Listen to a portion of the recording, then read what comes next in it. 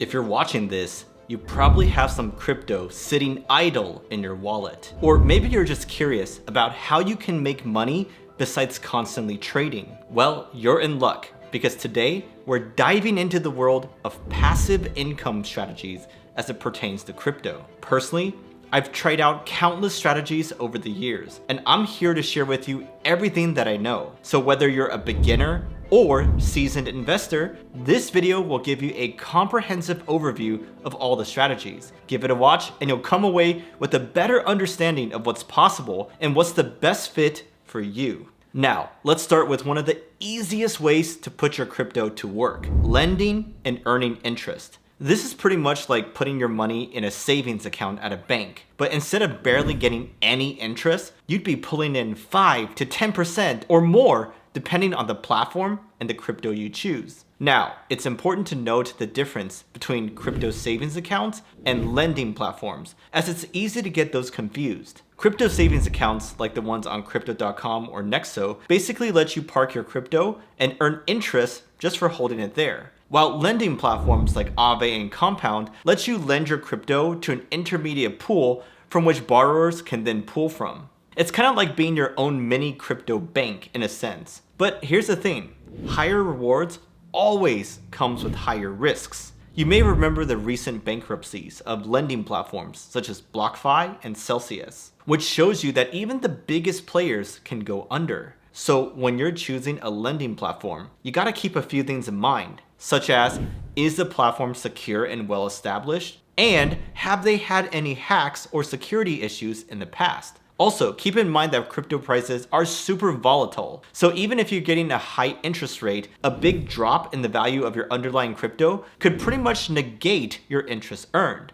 So my point is, always remember to do your own homework and never put in more than you can afford to lose. Next up, we got an ultra popular way of making passive income: staking.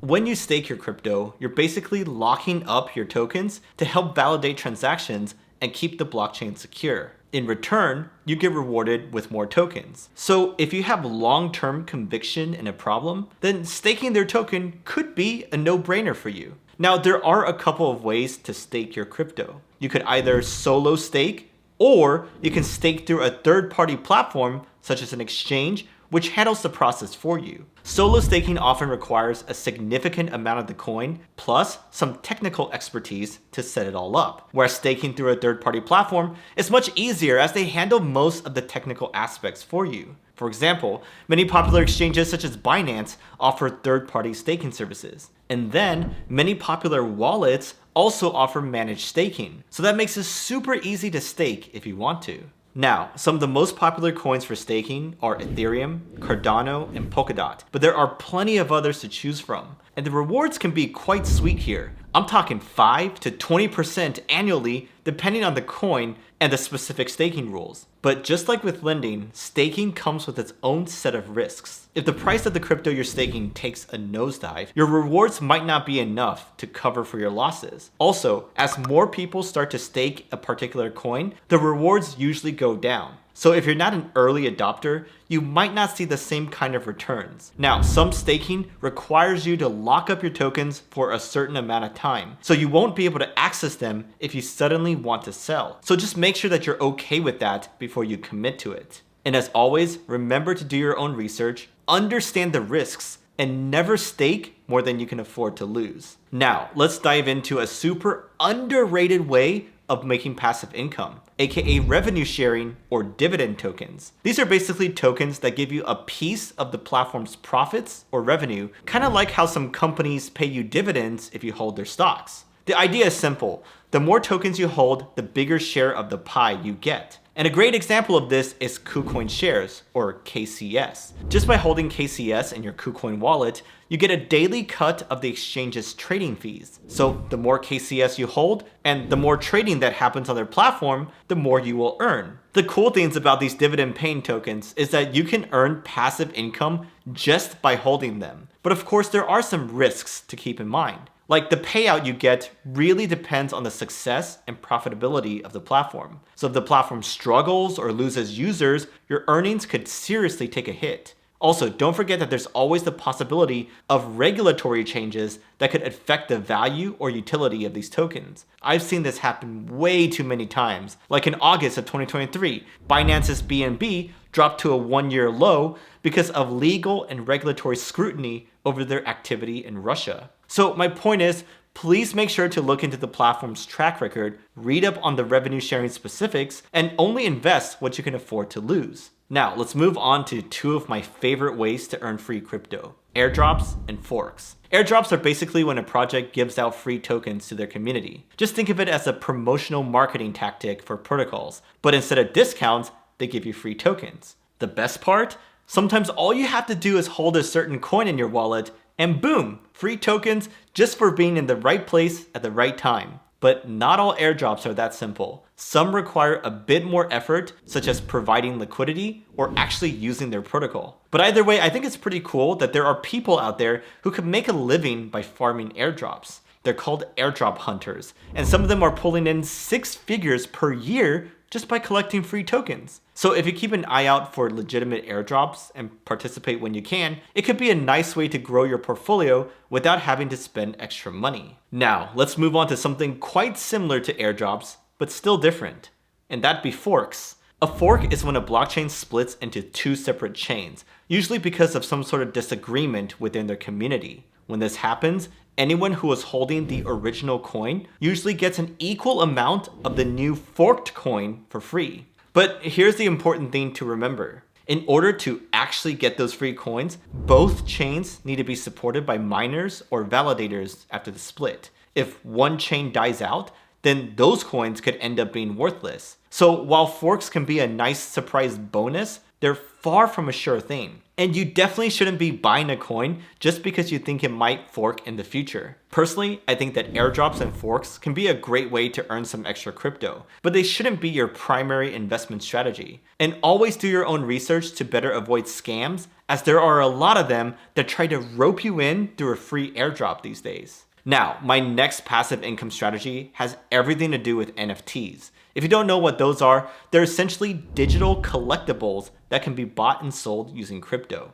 They can represent anything from art to music to virtual real estate to gaming items. But what's important to note is that if you create your own NFT, you can set it up so that every time they're sold on a secondary market, you automatically get a cut of the sale. This is what's known as a royalty. And the cool thing is that NFT royalties are programmed straight into the blockchain. So you don't have to chase down buyers or worry about getting paid. It's all automated. And if your NFT becomes popular, those royalties can really add up. Now, of course, creating an NFT that people actually want is easier said than done. It takes a lot of talent, marketing, and sometimes just pure luck. But if you catch the right wave and find product market fit, then NFT royalties can be a great way to turn your creativity into passive income. Now, this next strategy is not talked about enough, as it's made me thousands of dollars over the years, and that's affiliate and referral programs. Most exchanges and lending platforms will pay you a bonus for bringing in new users. The way it works is that you'll earn a percentage of your referrals trading fees or the interest that they earn. So the more your referrals trade, deposit, or lend,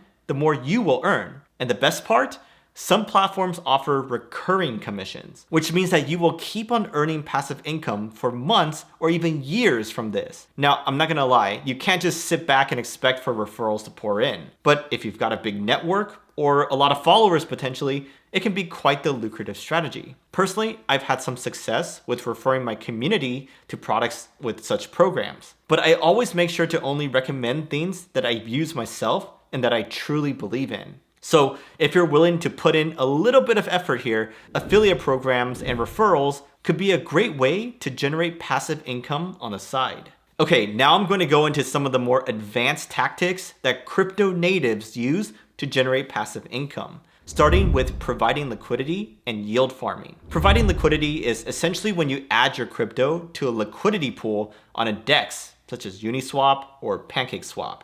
Essentially, you're becoming the crypto version of a market maker. You're providing liquidity that allows other people to trade. In return, you get a cut of the trading fees generated by the pool, So it's kind of like being a silent partner in a crypto trading business. When you provide liquidity, you receive LP tokens, which represents your share of the liquidity pool. Those tokens can then be used to redeem your cut of the trading fees and get back the original crypto that you deposited. But why stop at just earning trading fees? As this is where yield farming comes into play. Yield farming takes things a step further by allowing you to earn additional rewards on top of your trading fees. So once you have your LP tokens, you can stake them in yield farms to earn even more tokens. This is done to incentivize liquidity providers to keep their funds in the pool. Otherwise, they may just pool their liquidity at a whim, which would not be good for the project. Now, hear me out when I say that the returns on these strategies can be quite wild. I'm talking 20 to 100% annually in some cases. Now, there are a bunch of battle-tested platforms for yield farming, such as Curve Finance and Yearn Finance. But before you throw all your crypto into the nearest liquidity pool, there are some risks you need to be aware of. For example,